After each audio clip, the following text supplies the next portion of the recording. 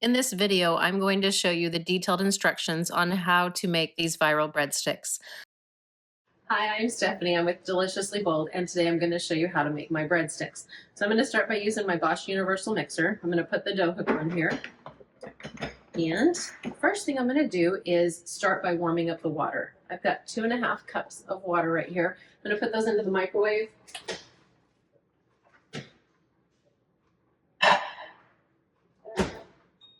And while that's going in the microwave, I'm going to put the other ingredients in here. So this is where I store my yeast, and this is active dry yeast. And I'm going to put 2 tablespoons just in the bottom of the empty bowl. And then I like to store my yeast in the back of the fridge. It's kind of in a darker container. I mean, at least the top is, but the fridge is it's dark, so it works. And then I just put some sugar in this bowl. That way you don't have to see me going into my pantry. And it gets 2 tablespoons of sugar. And then I'm going to do a tablespoon of salt. Just put that in there. And then I am just waiting on the water. I think I can go ahead and do the oil while I'm waiting. So it gets 2 tablespoons of oil as well. 1, 2.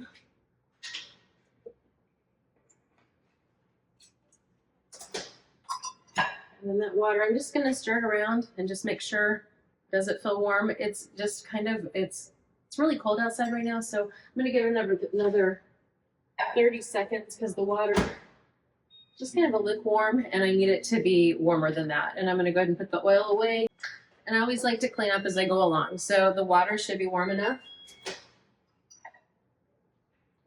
And I do like to just feel it. It feels warm to the touch, so I'm going to pour that in. And I think I have all the ingredients except for the flour. And the flour is going to take 6 cups. So I've just got my flour. I store it in these 6-gallon buckets. I go through flour pretty quick, so it works to store it in there. So I've got 1,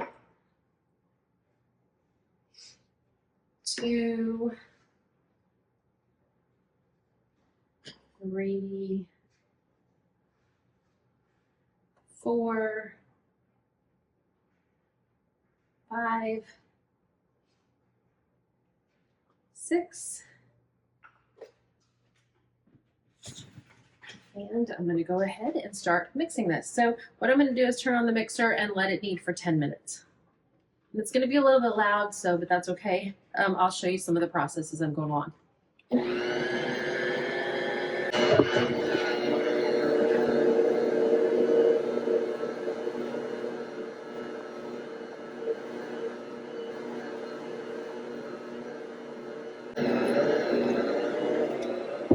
Okay, so while this is kneading, I'm going to take a cube of butter and unwrap it and just put it into a bowl, and then I want to melt that in the microwave.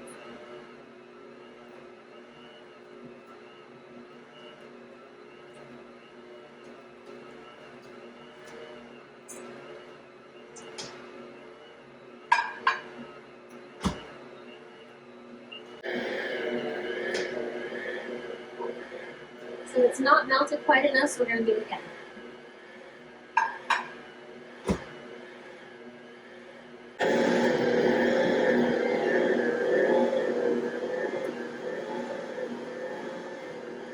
Okay, so the dough is done. It's been kneading, so I'm going to go ahead and stop this, and I'll show you what this is like. So this dough, I'm just going to take that out. You can kind of see what it's like. And I am going to move my mixer to the side. I'm actually going to put it away, and I store it in my island right under here. Okay, so my hands are washed. I'm going to get a little bit of flour.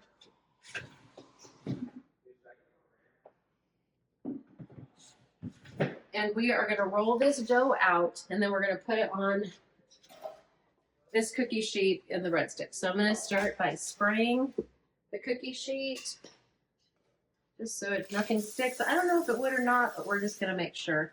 And put that to the side. Then I'm going to roll this out. The easiest way to not have anything stick is to just spray your counter and then take a little bit of flour, put it down like that. All right, I gotta get these sleeves out of there, and then that is going to keep it from sticking. So then we just take this dough out.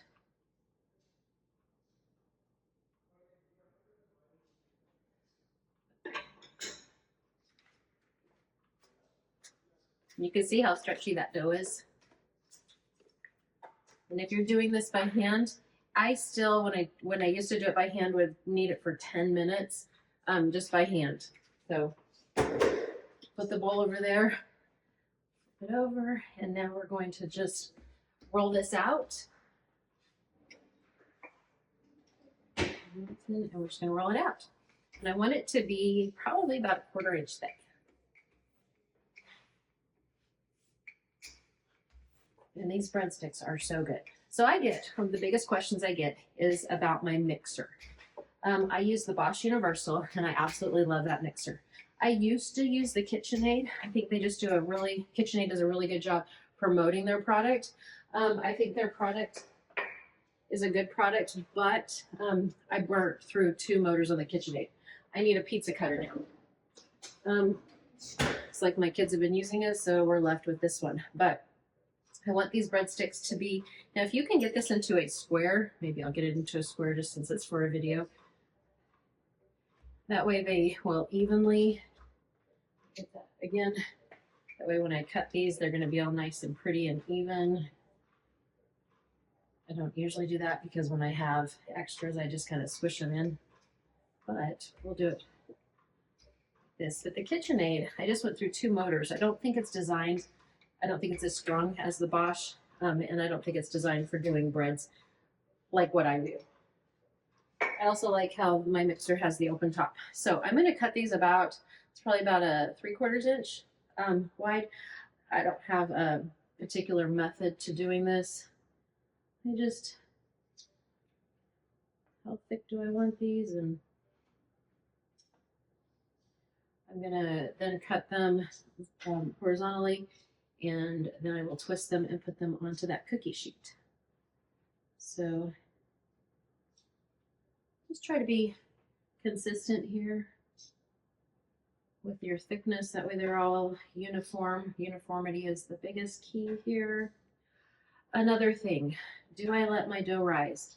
I used to let my dough rise on these. Obviously, I didn't just let it rise. And I was in a hurry one time, and so I'm moving that over just because it's different size. I was in a hurry one time and I didn't have time to let it rise. And I'm like, you know what? I don't care. I just need to get these in the oven and out. I think we were going to a swim meet or something. And so I didn't let them rise, and I didn't get any different results.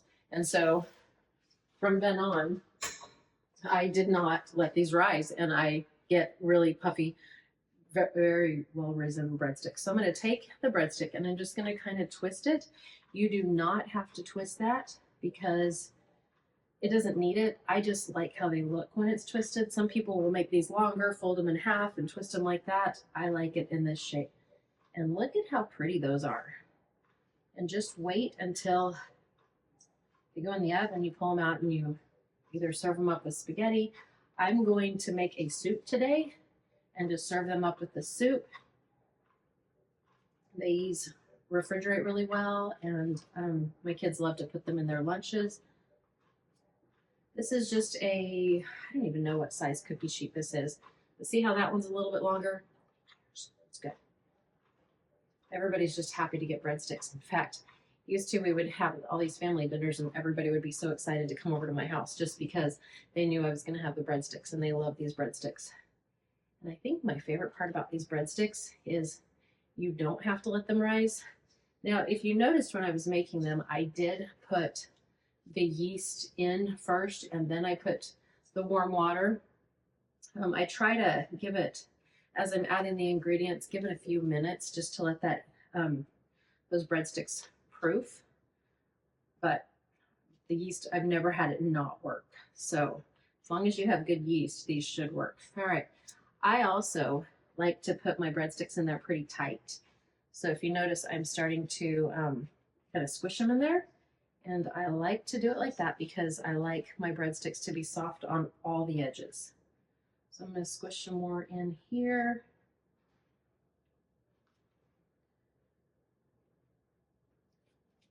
I used to be a little hesitant to show everybody how I made breadsticks just because like this last little part where I'm just squishing them in, I don't feel like it's that pretty, except for when you serve them up, I feel like they're just beautiful. But the squishing in part, and that was a little too big, so I'm gonna cut it down. The squishing in part I feel like it's not that pretty, but they do rise up to be beautiful. Squish it in right there. A little bit more. I got this little tiny triangle, and yes, I'm going to use it because we like our breadsticks. Okay, so this is what they look like right now. I'm gonna get my pastry blend or my pastry scraper and clean this up because I need to have this in the center where I'm at. So now I am going to take that cube of butter that I melted, and I'm going to spread that all over the top. Okay, I feel like that's playing up good enough. So here's that stick of butter that I melted right as we were starting to knead these. I love these silicone, I don't even know what these silicone brushes, probably what they're called. I love these things because I used to use a brush that had like hair, I don't know what it was. And I would always get like the strands in it, and I didn't like that. But I'm just mixing it up so that everything is, like there were a couple little pieces that were all the way melted, and now they are. And then here, the goal is to just cover every showing piece of bread with butter, and you want to use the whole cube, but also you want to make sure you cover everything. And so you want to, don't be too stingy, but be a little stingy just to make sure that you get everything covered, because if it doesn't get coated in the butter, it's going to not be soft. So just take that butter and see how I'm coating everything really well. And if you waited too long and your butter isn't melted anymore, just pop it back in the microwave. Melt it a little bit more. And I forgot to preheat the oven. Hold on, I gotta preheat the oven. Okay, now that hopefully will be preheated by the time I have this ready to pop in. But no, my mixer is awesome. I would choose it any day over the KitchenAid, although if you have a KitchenAid, just keep using it because it's a great machine too. Don't feel like you've got to switch to this one just because I like it so much. The KitchenAid is a great mixer too. Probably just won't last you near as long. I've had people make comments that they've had their Bosch mixer for like 40 years, which I think is insane and awesome at the same time. So it's a pretty good product. I think I got everything, but see how I've got that leftover butter? I just want to make sure I use it all. The whole stick of butter. And now I'm going to take garlic bread seasoning. I found this at Costco a few years ago, but they quit selling it. It's the Johnny's. I love it, but so I started buying it on Amazon, but I feel like it's a little bit pricey. And you can just, they have flour on my shirt. I always get flour on my shirt when I make these. It's a little pricey, and you can make your own garlic bread seasoning. You do not have to buy it already pre-done. This is just really, really easy for me. So I'm going around the edges and covering it. I guess I could have mixed garlic and a few other spices in with that butter that I spread over, and that would have worked really well too. But I've got everything nice and coated the right amount. Some of my kids like more seasoning, some like less seasoning. This is pretty happy medium. But as soon as this oven is ready, I will pop these in the oven for 20 to 25 minutes until they're golden brown and they're ready to go. And while those are cooking, I'm going to make some soup to go with it. So I'll see you back in just a minute when that oven is preheated and we're ready to put it in there. All right, my oven is at 350 degrees, so I'm going to take these breadsticks and I'm going to put them in the oven for 20 to 25 minutes. And I'm going to set the timer at 22 minutes because if I remember right, that's when they're perfect at this elevation. Okay, so the breadsticks are about ready to take out. I'm going to check them and just make sure they look done. I think they could go another 2 minutes, but let me show you what they look like.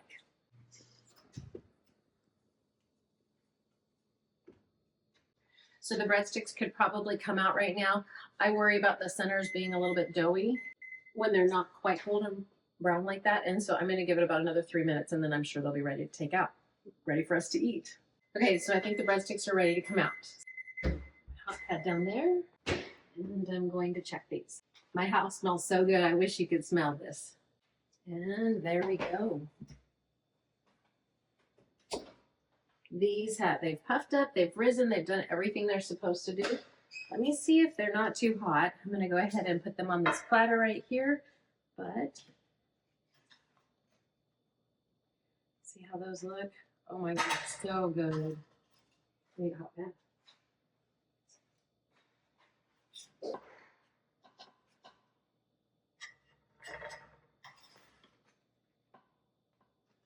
There was that little extra piece. Really good.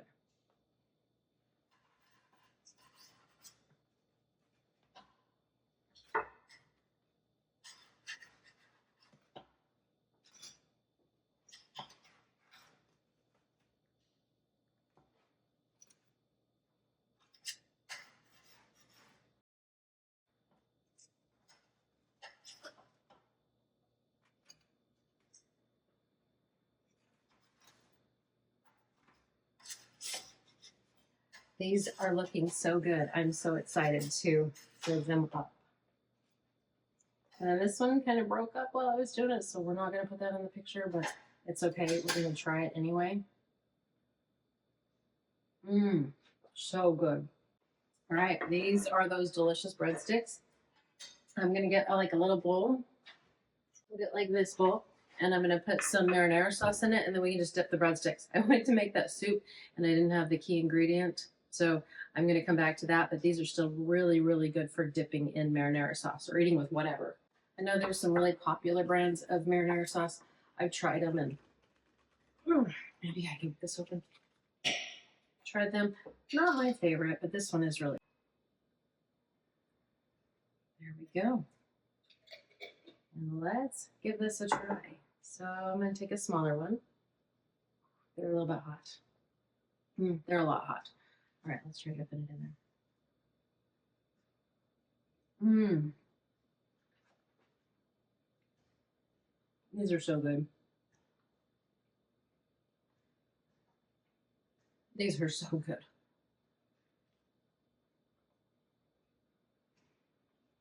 I'll give you a close-up. So good. I think I gotta finish this.